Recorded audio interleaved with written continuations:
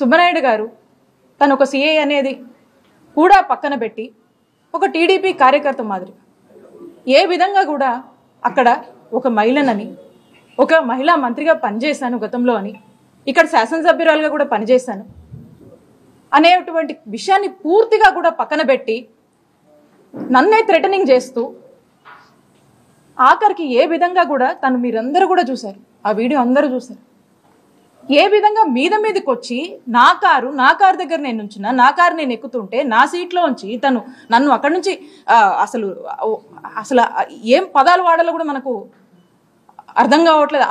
అలాంటి బిహేవియర్, అలాంటి నేచర్ని తను ప్రదర్శించి ఒక మహిళ అనే మినిమం కర్టసీ కూడా మర్చిపోయి అతను మీదికి వచ్చి ఏ విధంగా నన్ను ఇబ్బంది పెట్టి కారు నుంచి బయటికి లాగేటువంటి ప్రయత్నం చేశారో మీరు అందరూ కూడా చూశారు. పైగా మీరు ఇంకా ఇలానే కనుక ఉంటే మీ మీద అసాల్ట్ కేసులు కడతాము ఇంకేదో అని చెప్పి థ్రెటనింగ్ మోడ్లోనే మీరందరూ చూశారు. అప్పటికి ఎక్కడ కూడా బ్యాలెన్స్ తప్పకుండా మ్యాక్సిమం బ్యాలెన్స్ సిఐ గారు ఏంటిది, సిఐ గారు అని చెప్పి తనకిచ్చే మర్యాదలు ఎక్కడ కూడా తగ్గకుండా సిఐ గారు ఏంటిది అని అంటానే ఉన్నాయి. ఏ మాత్రం కూడా పట్టించుకోకుండా ఏ విధంగా కారులోకి ఆయన జొరబడే ప్రయత్నం చేస్తూ ఈ విధంగా అరెస్ట్ చెయ్యొచ్చా అనేటువంటి ఒక అరెస్ట్గా ఈరోజు ఈ రాష్ట్రంలో ఈ అరెస్టును మనం చూడొచ్చు. మన ఇంట్లో ఆడవాళ్ళు లేరా? ఇంట్లో తాడి కట్టిన వాళ్ళు లేదా? జన్మనిచ్చిన వాళ్ళు లేదా? తోడబుట్టిన వాళ్ళు లేరా? ఎలా పశువులాగా ప్రవర్తిస్తాం? చట్టం నీ ఇష్టం, ముద్దాయిలను అరెస్ట్ చేసుకుంటావు. ఒక శ్రీకాంత్ రెడ్డిని కాకపోతే మా పార్టీలో ఉన్న లక్షల మందిని వేసుకుంటారు, మేము రెడీగా ఉన్నామని చెప్తున్నాం కదా సంవత్సరం నుంచి. మీ ఇష్టం వచ్చినండి, మీ చేతనైంది మీరు చేసుకో. మీకు అధికారం ఇచ్చారు ప్రజలు కదా, మీకు అధికారం ప్రజల్లో ఏ మాట చెప్పారో ఆ మాటని నెరవేర్చలేరు, ప్రజలకు మంచి చేయలేరు, ఊళ్ళు బాగు చేయలేరు. ఏం చేస్తారా అంటే వైఎస్ఆర్ కాంగ్రెస్ పార్టీ వాళ్ళని అరెస్ట్ చేస్తారు, చేసుకోండి, మేము రెడీ అంటున్నాగా. పారిపోయేవాడు ఎవడున్నాడు? వైఎస్ఆర్ కాంగ్రెస్ పార్టీ కార్యకర్త జెండా మోసేవాడు నువ్వు కేసెడతా అంటే పారిపోయేవాడు ఎవడు? స్టేషన్కి ఎదురొస్తామని చెప్తున్నాం కదా. కాకపోతే పద్ధతిగా చట్టం మేరకు చట్టానికి లోబడి ఎందుకు నన్ను అరెస్ట్ చేస్తున్నావు, నేను ఎందుకు పోలీస్ స్టేషన్కి రావాలి, నా మీద కేసు ఏంటి, ఏ సెక్షన్లతో ఎఫ్ఐఆర్ నమోదు చేశావు, నా మీద ఎవడు ఫిర్యాదు చేశాడు, ఫిర్యాదు సారాంశం ఏంటి, ఏ రకంగా నేను చట్టానికి లోబడి నేరానికి చేసినట్టుగా నా మీద అభియోగాలు నమోదైనవి నాకు చెప్పాలి కదా. ఇది చట్టం చెప్తుంది కదా. ఏమీ చెప్పకుండా రాక్షస రాజ్యంలాగా ఒక మహిళా మాజీ మంత్రిని డోరు పట్టుకుని నువ్వు కారు దిగని చెప్పని కారులోంచి బయటికి లాగుతావు. ఇవాళ అతని తీరు, అతని ప్రవర్తన ఈ జిల్లా ఎస్పీ గారిని అలాగే ఉన్నతాధికారులని, అతని పైన ఉన్నటువంటి ఉన్నతాధికారులను కూడా మీరు ఒక్కసారి చూడండి. మీ అధికారి ఎవరైతే సుబ్బనాయుడు ప్రవర్తించినటువంటి తీరు సభ్య సమాజం లేదా మీ అంతరాత్మ, ఎస్పీ గారు మీ అంతరాత్మ మీరు ప్రశ్నించుకోండి. కరెక్ట్గా ప్రవర్తించాడా? ఒక మహిళ పట్ల ప్రవర్తించే తీరాది మీ ఇష్టం. మీరు ఎవరిని కావాలంటే వాళ్ళని మీ ఇష్టం వచ్చిన కేసులు కడుతున్నారు, లోపల వేసుకుంటున్నారు కదా, అందరం సిద్ధమే అంటున్నాం. రాత్రి 3:30కి వెళ్ళి అరెస్ట్ చేయాల్సిన అవసరం ఏంటండి? పోలీసు వారు చట్టం తెలియదా? వాళ్ళకి తెలియదు అనుకున్నావా? సిఐ వాసుకు చట్టం తెలీదా? తెలుసు. కానీ అప్పుడు తీసుకెళ్ళకపోతే పైన ఎవరో ఊరుకోవట్లేదు అనమాట. ఆయన కొంప మీద తెచ్చుకుంటున్నాడు. నేను పోలీసు వారికి చెప్పేది ఏంటి, మీరు చట్ట ప్రకారం వెళ్ళండి. ఆయన చట్ట ప్రకారం వెళ్ళకపోతే మేము మిమ్మల్ని ఊరుకోం, మేము న్యాయస్థానాలకు వెళ్తాం.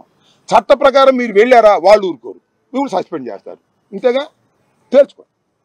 మీరు ఇలాంటి సంకట పరిస్థితిలో ఉన్నారు. ఇది ఈ ప్రభుత్వానికి మంచిది కాదు. పోలీసు వారు కొంతమంది ఉన్నారు, అసలు వాళ్ళే మా మీద కక్ష పెట్టిన ఉండాలి, వాళ్ళు తక్కువ. కానీ పోలీసు వారు చాలా ఒత్తిడికి ఫీల్ అయ్యి ఆ ఒత్తిడిని తట్టుకోలేక మా మీద అనవసరంగా చేస్తున్నారు. కానీ శిక్ష పడేది వాళ్ళకే, గుర్తుపెట్టుకొని వదిలిపెట్టాం.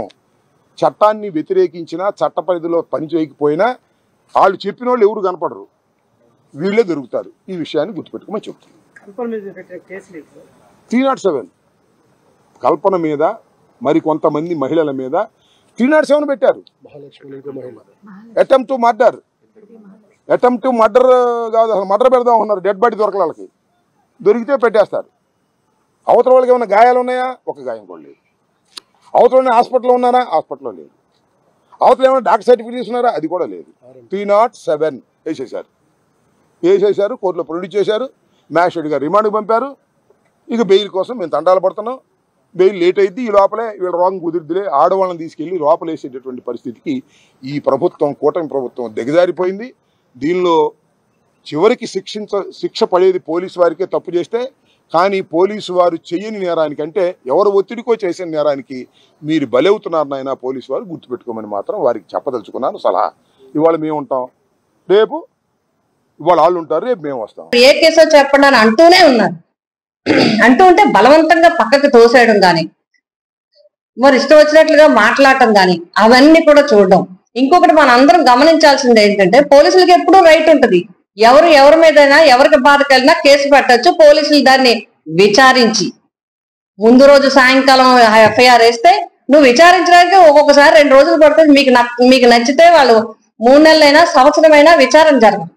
పోనీ కాదు, మీకు ఏదో ఇచ్చారు, దాని మీద ఏదో టార్గెట్ ఉంది, ఇచ్చారు, ఇస్తే మీరు వ్యక్తి అక్కడ మేమంతా గమనించింది ఏంటంటే, ఇప్పుడు అక్కడ ఆ అనుచరుణ్ణి అరెస్ట్ చేయడం కాదు, విడుదల రజనీ గారిని, ఒక ఎక్స్ మినిస్టర్ని, ఒక మహిళని, ఒక బీసీ వర్గానికి చెంది ఎంతో చక్కగా చదువుకొని రాజకీయాల్లోకి వచ్చి చక్కగా ఒక వైద్య శాఖ మంత్రిగా చక్కగా పనిచేసిన ఒక వ్యక్తిని నడివీధిలో అవమానించడానికి చేసిన విధానమే అక్కడ విధానమే మనకి కనబడతాము.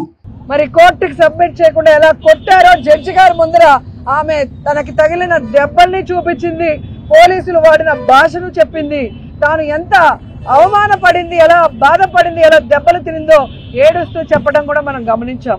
అలాగే నిన్న కడపలో సునీత అనే మరొక పార్టీ కార్యకర్తని వాళ్ళ ఇంటికి మిడ్-నైట్ లో వెళ్లి పోలీసులు ఎలా బెదిరించారో ఆ ఇంటి ముందున్న సీసీ ఫుటేజ్ లో మీకే క్లియర్ గా కనిపిస్తుంది. ఈరోజు మా వైఎస్ఆర్సీపీకి సంబంధించిన వాళ్ళు నిజంగా ఎవరైనా తప్పు చేస్తే మీరు కేసు పెడితే మేమేమనుకోం. కానీ తప్పు చేయని వాళ్ళని తప్పుడు కేసులు పెట్టి ఫేక్ ఐడీలతో వాళ్ళని ఇరికించి వాళ్ళని కొట్టి ఆ ద్వారా అందరినీ భయపెట్టాలనుకుంటే మాత్రం వైఎస్ఆర్ కాంగ్రెస్ పార్టీకి పోరాటాలు కొత్త కాదు. మా నాయకుడు, మా బ్రాండ్. ఎవరికైనా అన్యాయం జరిగితే జగనన్న ఊరుకోడు. జగనన్న వెనక మేము సైనికుల్లాగా పోరాడతామని కూడా హెచ్చరిస్తున్నాం. అండ్ ఈ రోజు ఒక్కటే చెప్తున్నాం, చంద్రబాబు నాయుడు గారికి కానీ, పవన్ కళ్యాణ్ గారికి కానీ, హోంమంత్రి గారికి కానీ, పోలీసుల్ని మహిళల మీద జరుగుతున్న దాడుల్ని అరికట్టడానికి ఉపయోగించండి, మహిళలకి రక్షణ కల్పించడానికి ఉపయోగించండి. అంతేగాని వైఎస్ఆర్ కాంగ్రెస్ కార్యకర్తల మీద, నాయకుల మీద తప్పుడు కేసులు పెట్టి అరెస్టు చేయాలని మీరు ఉపయోగిస్తే మీరు చరిత్రహీనులుగా మిగిలిపోతారని కూడా ఈ సందర్భంగా తెలియజేసుకుంటున్నాను.